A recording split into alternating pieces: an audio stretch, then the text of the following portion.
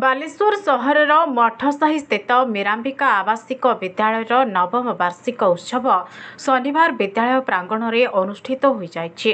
ବିଦ୍ୟାଳୟର ଅଧ୍ୟକ୍ଷ ନିରଞ୍ଜନ ଖୁଣ୍ଟିଆଙ୍କ ସଭାପତିତ୍ୱରେ ଅନୁଷ୍ଠିତ ଉତ୍ସବରେ ମୁଖ୍ୟ ଅତିଥି ଭାବେ ପଦ୍ମଶ୍ରୀ ଡକ୍ଟର ଦମୟନ୍ତୀ ବେଶ୍ରା ଯୋଗଦେଇ ଛାତ୍ରଛାତ୍ରୀମାନେ ଅଧ୍ୟୟନ କରିବା ସହ କ୍ରୀଡ଼ା ଏବଂ ଓଡ଼ିଆ ଭାଷା ସଂସ୍କୃତିର ବିକାଶ ଦିଗରେ କାର୍ଯ୍ୟ କରିବାକୁ ପରାମର୍ଶ ଦେଇଥିଲେ।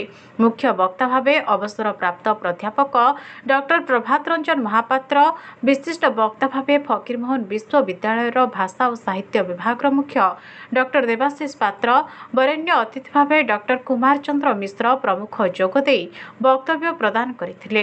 ନୀଳଗିରି ମହିଳା ମହାବିଦ୍ୟାଳୟର ଅଧ୍ୟାପକ ଡକ୍ଟର ପ୍ରଦୀପ୍ତ କୁମାର ମିଶ୍ର ମଞ୍ଚ ପରିଚାଳନା କରିଥିବା ବେଳେ ଅଧ୍ୟାପକ ପୂର୍ଣ୍ଣେନ୍ଦୁ ଶେଖର ପରିଡ଼ା ଧନ୍ୟବାଦ ଅର୍ପଣ କରିଥିଲେ। ଏହି ଅବସରରେ ବିଭିନ୍ନ ପ୍ରତିଯୋଗିତାରେ କୃତିତ୍ୱ ଅର୍ଜନ କରିଥିବା ଛାତ୍ରଛାତ୍ରୀମାନଙ୍କୁ ପୁରସ୍କୃତ କରାଯାଇଥିଲା। ଶେଷରେ ଛାତ୍ରଛାତ୍ରୀମାନଙ୍କ ଦ୍ୱାରା ସାଂସ୍କୃତିକ କାର୍ଯ୍ୟକ୍ରମ ପରିବେଷଣ କରାଯାଇଥିଲା। ମୀରାମ୍ବିକା ଆବାସିକ ବିଦ୍ୟାଳୟର ନବମ ବାର୍ଷିକ ଉତ୍ସବ।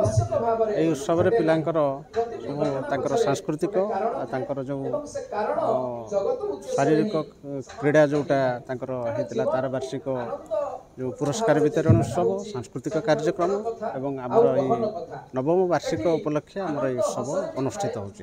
ନାଇଁ, ସେଇଟା ତ ଆମେ କେବେ କାହା ସହିତ ତୁଳନା କରୁନୁ, କିନ୍ତୁ ଆମେ ଚେଷ୍ଟା କରୁ ପ୍ରତ୍ୟେକ ଅଭିଭାବକଙ୍କର ଯେଉଁ ତତ୍ତ୍ୱ ନେଇକି ଯେଉଁ ଚିନ୍ତାଧାରା ଯେଉଁ ଭାବନା ନେଇକି ଏଠି ଆମ ପାଖରେ ପିଲାମାନଙ୍କୁ ଛାଡ଼ିଥାନ୍ତି, ଆମେ ସେଇ ପିଲାମାନଙ୍କୁ ସେଇ ଧାରାରେ ତିଆରି କରିବା ପାଇଁ, ଯେଉଁଟାକି ଆମ ପାଖରେ ପିଲା କେବଳ ବୌଦ୍ଧିକ ନୁହେଁ, ତା'ର ଶାରୀରିକ, ବୌଦ୍ଧିକ ଏବଂ ମାନସିକ ସ୍ତରରେ ଦକ୍ଷ ହୋଇ ଏଠୁ ପ୍ରତିଷ୍ଠିତ